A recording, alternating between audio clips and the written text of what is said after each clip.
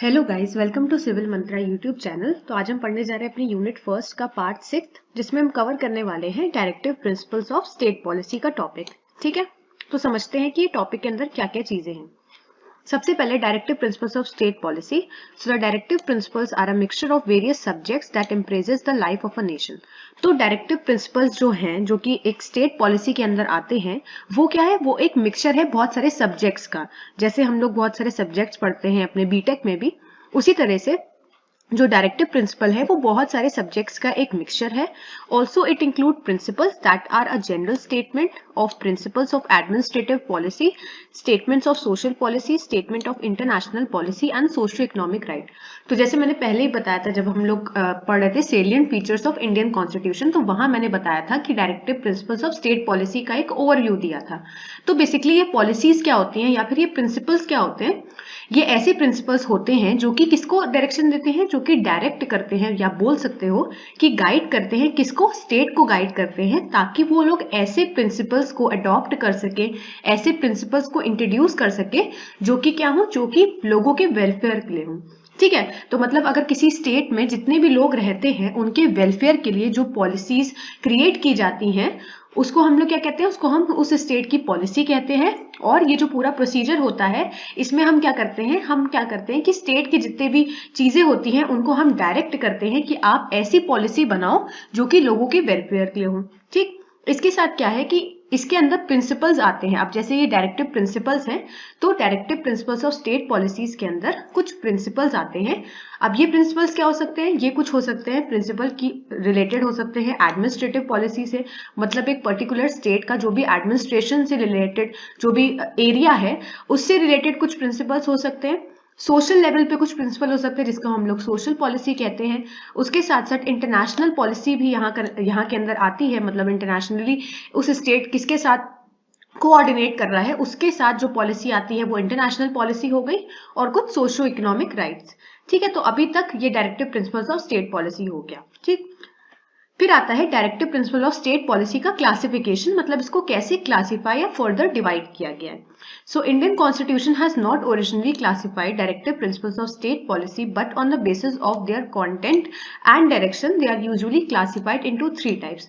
तो कॉन्स्टिट्यूशन के अगर हम उससे देखें, इंडियन कॉन्स्टिट्यूशन में जो directive principles of state policy है, इसको ऐसे क्लासिफाई नहीं किया गया है, लेकिन अगर इनके अंदर जो कंटेंट है, इनके अंदर जो भी फीचर्स हैं, उसके बेसिस पे अगर हम इसको क्लासिफाई करना चाहें, तो directive principles of state policy 3 criteria में डिवाइड होती है। सबसे पहला होता है सोशलिस्टिक प्रिंसिपल्स, दूसरा होता है गांधीयन प्रिंसिपल्स, और तीसरा होता है लिबरल इंटेलेक्चुअल प्रिंसिपल्स। तो ये चीज याद रखना कि कॉन्स्टिट्यूशन में इनको ओरिजिनली क्लासिफाई नहीं किया गया है, लेकिन इनके अंदर जो कंटेंट है, इनके जो फीचर्स हैं, इसके according directive principles of state policy को 3 प्रिंसिपल्स में क्लासिफाई किया गया है। ठीक है, पहली प्रिंसिपल है सोशलिस्टिक प्रिंसिपल्स, दूसरी है गांधीयन प्रिंसिपल, और तीसरी है लिबरल इंटेलेक्चुअल प्रिंसिपल। अब देखते हैं एक एक करके कि इसके अंदर क्या क्या चीजें हैं। सबसे पहले सोशलिस्टिक प्रिंसिपल्स क्या होती हैं? So they are the principles that aim at providing social and economic justice and set the path towards the welfare state. ठीक है, तो जैसे मैंने बताया कि directive principle of state policy क्या है, कि ऐसी पॉलिसीज या ऐसी प्रिंसिपल्स जो कि लोगों के वेलफेयर के लिए बनाई गई हैं। ठीक है, अब क्योंकि ये सोशलिस्टिक प्रिंसिपल इसका नाम रखा गया है, तो उसके नाम से ही समझ में आ रहा है कि ऐसी प्रिंसिपल्स जो कि लोगों का सोशल स्टेटस बढ़ाएंगी, उनकी इकोनॉमिक वेल बींग को बढ़ाएगी और उनके वेलफेयर में हेल्प करेगी। तो ये चीज यहाँ पर यही चीज लिखी है कि ये ऐसी प्रिंसिपल्स होती हैं जिनका एम क्या होता है, लोगों का सोशल और उनको इकोनॉमिक जस्टिस प्रोवाइड करना और उनका वेलफेयर करना। अब इसके अंदर कौन कौन से आर्टिकल आ गए? Under various article they direct the state to. अब सोशलिस्टिक प्रिंसिपल के अंदर बहुत सारे आर्टिकल्स हैं जो कॉन्स्टिट्यूशन ऑफ इंडिया में मेंशन है। सबसे पहला आर्टिकल है मेरा आर्टिकल 38। उसके अंदर क्या मेंशन है? इसके अंदर मेंशन है promote the welfare of people by securing a social order through justice, social economic and political, and to minimise inequalities in income status, facilities and opportunities. तो हमें क्या करना है? हमें लोगों का वेलफेयर को प्रमोट करना है। ठीक है, कैसे कर सकते हैं? लोगों के सोशल जस्टिस को सिक्योर करके। मतलब अभी तक हमें यह समझ में आया कि सोशलिस्टिक प्रिंसिपल की जहां भी बात करी जाएगी, वहां पर लोगों का सोशल और इकोनॉमिक जस्टिस की बात होगी। ठीक है। तो आर्टिकल 38 में यही बताया गया है कि हमें लोगों का वेलफेयर प्रमोट करना है। कैसे करेंगे? लोगों का social, economic and political justice को सिक्योर करके। ठीक है। और क्या हमें करना है? हमें मिनिमाइज करना है इनइक्वालिटीज, मतलब जो भी चीजें गलत जा रही हैं, जो भी इनइक्वालिटी है, उनके इनकम में हो गया या फिर उनका पैसा जो स्टेटस है वो हो गया, उनको जो भी फिजिकल फैसिलिटीज मिल रही हैं वो, और जो उनको अपॉर्चुनिटीज मिल रही हैं इनकम वाइज, वो हमें, अगर उसमें वहां पर कोई भी इनइक्वालिटी है, कोई भी गलत चीज है, तो हमें उस चीज को क्या करना है? हमें उस चीज को मिनिमाइज करना है, उस चीज को कम करना है। ठीक है। फिर आता है आर्टिकल 39। इसका मतलब क्या है? आर्टिकल 39 में दिया गया है सिक्योर सिटीजन, मतलब सिटीजन्स को हमें सिक्योर करके रखना है। कैसे करेंगे? Right to adequate means of livelihood for all citizen, मतलब जितने भी मेरे सिटीजन हैं उनके पास वो हक होना चाहिए, वो राइट होना चाहिए, ताकि वो एक अच्छी और एक एडिक्वेट अपनी जिंदगी जी सके। ठीक है। दूसरा है equitable distribution of material resources of the community for the common good, prevention of concentration of wealth and means of production. तो यहाँ पर क्या है कि लोगों को क्या समझाना है कि वो वेल्थ को कॉन्सेंट्रेट करने में ना करे, मतलब वो ज्यादा से ज्यादा वेल्थ जो है उसको इकट्ठा करने में ना लगे, प्रोडक्शन में वो ज्यादा अपना टाइम लगाएं। फिर है equal pay for equal work for main and women, मतलब जैसे वहां पर किसी भी चीज का डिस्क्रिमिनेशन नहीं होना चाहिए। मतलब अगर एक काम है, पर्टिकुलर काम, ठीक है, और वो काम एक मैन कर रहा है और वो एक काम वुमेन कर रही है, ठीक है, तो अगर उस सेम काम दो लोगों ने किया है तो उनके जेंडर के बेसिस पे डिस्क्रिमिनेशन नहीं होना चाहिए, इक्वल पे मिलनी चाहिए, मतलब मेन को भी उतना ही पैसा मिलना चाहिए और वुमेन को भी। फिर है preservation of the health and strength of workers and children against forcible abuse. इसका मतलब क्या है? हमें प्रिजर्व करना है हेल्थ को, मतलब लोगों का हेल्थ का भी ध्यान रखना है। उसके साथ ही साथ हमें क्या करना है? हमें चिल्ड्रंस जो हैं उनको जो फोर्सिबल लेबर जो होता है, जिसको हम फोर्स लेबर भी कहते हैं, उसको हमें इसके अगेंस्ट रहना है, मतलब चिल्ड्रंस को हमें फोर्स लेबर से दूर रखना है। नेक्स्ट है मेरा opportunities for the healthy development of children, और ऐसी अपॉर्चुनिटीज मुझे बोल सकते हो कि लानी है जिससे क्या हो, लोगों जो चिल्ड्रंस हैं उनका डेवलपमेंट होना चाहिए, हेल्दी डेवलपमेंट, अच्छा डेवलपमेंट होना चाहिए। तो ये सारी चीजें मेरी आर्टिकल 39 में बताई गई थी। अब है मेरा नेक्स्ट आर्टिकल, जो कि क्या है? आर्टिकल 39A, मतलब आर्टिकल 38 में ये था जिसमें social, economic and political justice के बारे में बताया गया। आर्टिकल 39 में इतने सारे पॉइंट्स थे जिसमें सारे लोगों को कैसे हम वेलफेयर कर सकते हैं वो बताया गया था। फिर आर्टिकल 39A में बताया गया है promote equal justice and free legal aid to the poor, मतलब कि इक्वल जस्टिस का मतलब है कि वही चीज कि हमें किसी भी चीज का डिस्क्रिमिनेशन नहीं करना, हमें पीपल का डिस्क्रिमिनेशन किसी भी बेसिस पे नहीं करना है। ठीक है। और free legal aid to the poor भी हमें देना है। फिर है मेरा आर्टिकल 41। तो ये सारे आर्टिकल जो है वो सोशलिस्टिक प्रिंसिपल के अंदर आते हैं। So in cases of unemployment, old age, sickness and disablement, secure citizens right to work, right to education and right to public assistance. तो यहाँ पर बताया गया है कि ऐसे केसेस जहां पर अनएम्प्लॉयमेंट है, या फिर कोई ओल्ड एज कोई पर्सन है, या फिर वो बीमार है, या फिर वो डिसेबल है, किसी चीज से हो सकता है उसका हाथ में कोई प्रॉब्लम हो या पैर में हो, तो ऐसे सिटीजन्स को हमें सिक्योर करना है। कैसे करेंगे? उनको हक देना ताकि वो कोई भी काम कर सके, उनको राइट टू एजुकेशन देना और पब्लिक असिस्टेंस देना। तो ये आर्टिकल 41 में बताया गया है। फिर है आर्टिकल 42। तो make provisions for just and humane conditions of work and maternity relief. तो जितने भी, वही चीज है कि राइट टू वर्क यहाँ पर भी बताया गया है कि जो भी ह्यूमंस हैं उनके जो भी प्रोविजंस हैं, उनको कोई भी काम करने का जो भी चीज चाहिए, जो भी प्रोविजन चाहिए, वो अवेलेबल करवाना। और article 43, so secure a living wage, a decent standard of living and social and cultural opportunity for all the workers। तो जितने भी वर्कर्स हैं उनको एक पर्टिकुलर और एक अच्छे, मतलब ऐसा वेज, ऐसा मतलब वेज क्या होता है, वेज और इनकम में अंतर क्या है? वेज होता है जो डेली बेसिस पे मिलता है, मतलब आज आपने अपना काम किया तो आज आपको अपना जितना भी काम होगा उतना पैसा मिल जाएगा। तो एक लिविंग वेज का मतलब है कि उतना उसको वर्कर को पैसा दो ताकि वो जो अपनी लिविंग है वो अच्छी कर सके, कि उस दिन तो वो सही से खाना खा सके। डिसेंट स्टैंडर्ड ऑफ लिविंग का मतलब है कि जो भी वो रह रहा है वो एक डिसेंसी से रहना चाहिए। ठीक है।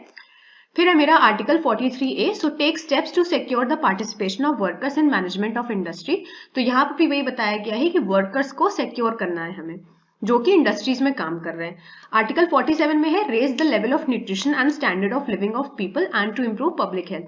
तो वही चीज यहाँ पर हर एक आर्टिकल में समझाई गई है। मेन क्या है कि हमें लोगों का वेलफेयर करना है। आर्टिकल 47 में भी यही बताया गया कि लोगों के न्यूट्रिशनल लेवल को बढ़ाना है, और इससे क्या होगा, उनकी स्टैंडर्ड ऑफ लिविंग बढ़ेगी और उसके साथ साथ उनकी पब्लिक हेल्थ को हमें इंप्रूव करना है।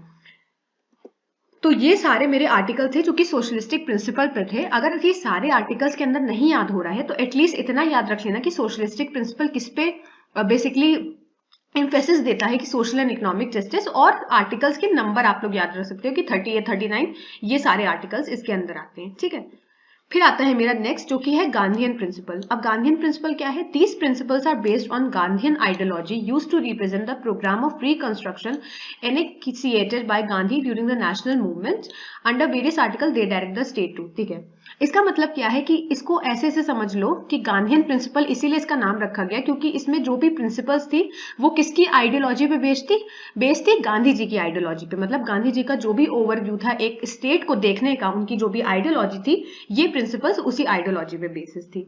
ठीक है, अब इसके अंदर कौन से आर्टिकल आते हैं? Article 40, so organise village panchayat and endow them with necessary power and authority to enable them to function as units of self government. ठीक है, इसका क्या मतलब हुआ? इसका मतलब हुआ कि जो भी गांव है वहां पर हमें विलेज पंचायत रखनी चाहिए ताकि लोगों को न्याय मिल सके।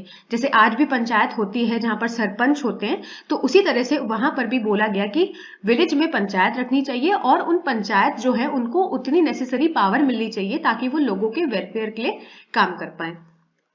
फिर आता है आर्टिकल 43, जिसमें क्या था? Promote cottage industry on an individual और cooperation basis in rural areas. तो जैसे ये गांधीयन प्रिंसिपल है तो गांधी जी का था कि उनको कॉटेज इंडस्ट्री को प्रमोट करना है, तो यहाँ पर भी वही चीज है कि रूरल एरियाज में जो भी गांव के एरिया है वहां पर कॉटेज इंडस्ट्री को प्रमोट करना। अब इससे क्या होगा? कॉटेज इंडस्ट्री को अगर प्रमोट करेंगे तो लोगों का एम्प्लॉयमेंट लेवल बढ़ेगा और जो बेरोजगारी है वो कम होगी रूरल एरियाज में। ठीक, फिर आता है आर्टिकल 43B। इसके अंदर क्या था कि promote voluntary formation, autonomous functioning and democratic control and professional management of cooperative societies. जो जितनी भी सोसाइटीज हैं उनका हमें क्या करना है? उनका हमें फॉर्मेशन करना है, उनकी फंक्शनिंग को हमें कंट्रोल करना है और उनकी मैनेजमेंट पे हमें ध्यान देना है। नेक्स्ट है मेरा article 46, so promote the educational and economic interest of SCs, STs and other weaker section of the society and to protect them from social injustice and exploitation. तो गांधीयन प्रिंसिपल्स के अंदर ये भी बताया गया है कि जो भी मेरे बैकवर्ड क्लासेस हैं जैसे कि SC, ST हैं, तो उनको क्या करना है? वहां पर हमें एजुकेशन को प्रमोट करना है और उनका जो भी इकोनॉमिक बैकग्राउंड है उसको भी हमें इम्प्रूव करना है। उसके साथ साथ ताकि क्या हो? ताकि अब हम लोग इनकी वेलफेयर की बात कर रहे हैं तो इससे इनको किसी भी तरह का एक्सप्लॉयटेशन ना हो, इनको हमें प्रोटेक्ट करके रखना है किसी भी तरह के एक्सप्लॉयटेशन से। फिर आता है मेरा article 47, so prohibit the consumption of intoxicating drinks and drugs which are injurious to health. अब यहाँ पर क्या बताया गया है? आर्टिकल 47 में ये भी समझाया गया है कि जो भी इंटॉक्सिकेटेड ड्रिंक्स हैं जैसे अल्कोहल है या फिर ड्रग्स जो हो गई, उनका जो कंजप्शन है वो हमें खत्म करना है, वो हमें प्रोहिबिट करना है, मना करना है लोगों को, और उनको समझाना है कि ये जो सारी चीजें होती हैं ये हमारी हेल्थ के लिए इंजूरियस है, हमारी हेल्थ को खतरे में डाल सकती है।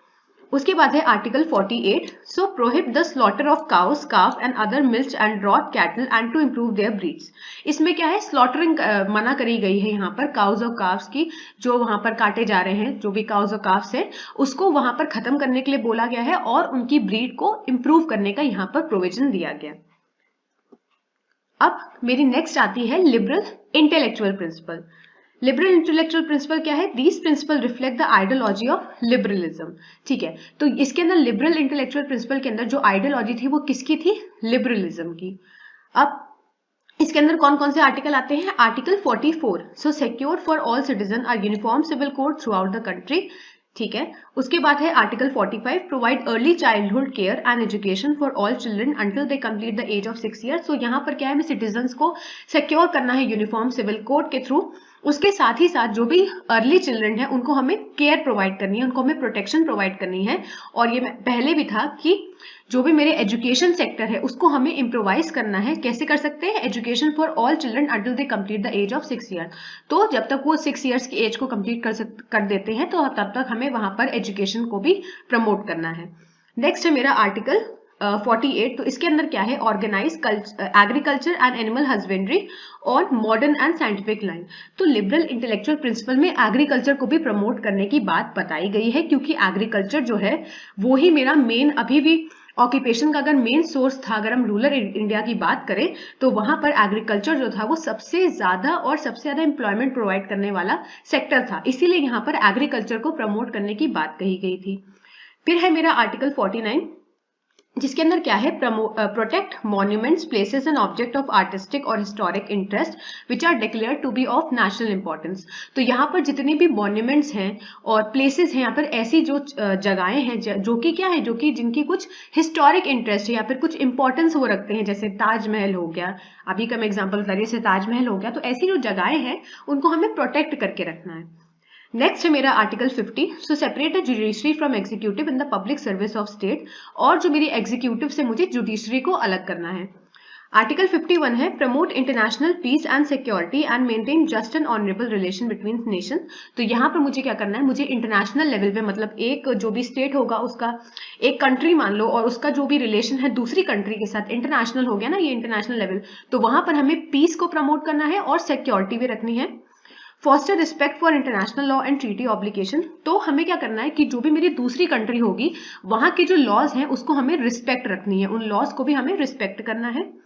Encourage settlement of international dispute by arbitration, तो यहाँ पर हमें क्या करना है, हमें इंटरनेशनल डिस्प्यूट्स को बोल सकते हो नॉन वायलेंटली हमें सेटल करना। अब ये आर्बिट्रेशन क्या है वो हम कॉन्स्टिट्यूशन के अंदर ही पढ़ेंगे, तो उसकी टेंशन मतलब, लेकिन अभी समझ लो कि हमें नॉन वायलेंटली इसको सॉल्व करना है, ठीक है। अब यहाँ पर directive principle of state policy का मैंने एक डायग्राम समझाया है, जिसके अंदर बताया गया है कि directive principle of state policy किसके साथ डील करती है। तो ये कॉन्स्टिट्यूशन ऑफ इंडिया का ही है, पार्ट 4 यहाँ पर ऐसे बना हुआ है और directive principle of state policy लिखा हुआ है। So they deal with the following. सबसे पहले, state to secure a social order for promotion of welfare of people. तो जैसे मैंने बताया कि यहाँ पर मेन फोकस कहाँ पर है, मेन फोकस इसका है कि लोगों का वेलफेयर हो सके। दूसरा है certain principles of policy to be followed by state, और कुछ जो पॉलिसीज हैं इस प्रिंसिपल के अंतर्गत वो क्या है, वो स्टेट को फॉलो करनी पड़ेगी, तभी ये directive principles of state policy है। Equal justice and free legal aid, तो ये तो मैंने बता ही दिया। ऑर्गेनाइजेशन ऑफ विलेज पंचायत, ये किसके अंदर आता है, ये मेरे गांधीयन प्रिंसिपल के अंदर आता है। फिर right to work to education and to public assistant in certain cases, तो जो हमने बताया है वही चीज यहाँ पर लिखी हुई है। Provision for just and human condition of work in maternity relief, उसके बाद living wage etcetera for worker, participation of worker in management of industry, uniform civil code for citizens, तो जैसे जो जो चीजें मैंने बताई वही चीज इसमें भी बताई गई है। फिर provision for free and compulsory education for children, मतलब हमें एजुकेशन को फ्री तो रखना ही है, इसके साथ साथ हमें कंपल्सरी भी करना है कि बच्चे जो है वो एजुकेशन को ले सकें। फिर promotion of educational and economic interest of schedule caste, schedule tribes and other weaker section, तो हमें वहां पर एजुकेशन सेक्टर को इंप्रूव करना है। Duty of the state to raise the level of nutritional standard of living and to improve public health, तो ये भी हमने देख लिया। Organisation of agriculture and animal husbandry, protection and improvement of environment and safeguarding of forest and wildlife, ये चीज यहाँ पर न्यू है कि जो भी फॉरेस्ट है, जो भी जंगल है, उसको भी हमें सेफ गार्ड करके रखना है ताकि जो हमारा एनवायरमेंट है वो प्रोटेक्ट हो सके। फिर नेक्स्ट है मेरा protection of monuments and places and objects of national importance, separation of judiciary from executive and promotion of international peace and security. तो सारे हमने पॉइंट्स कवर कर लिए। अगर बाय चांस वो आर्टिकल ना भी याद हो पाए तो ये जो पूरा डायग्राम है इसके कुछ पॉइंट्स लिख सकते हो आप लोग पेपर में, ठीक है। आई होप आप लोग को ये लेक्चर समझ में आया होगा। अगर आया है तो लाइक करें, शेयर करें और चैनल को सब्सक्राइब करें। Thank you.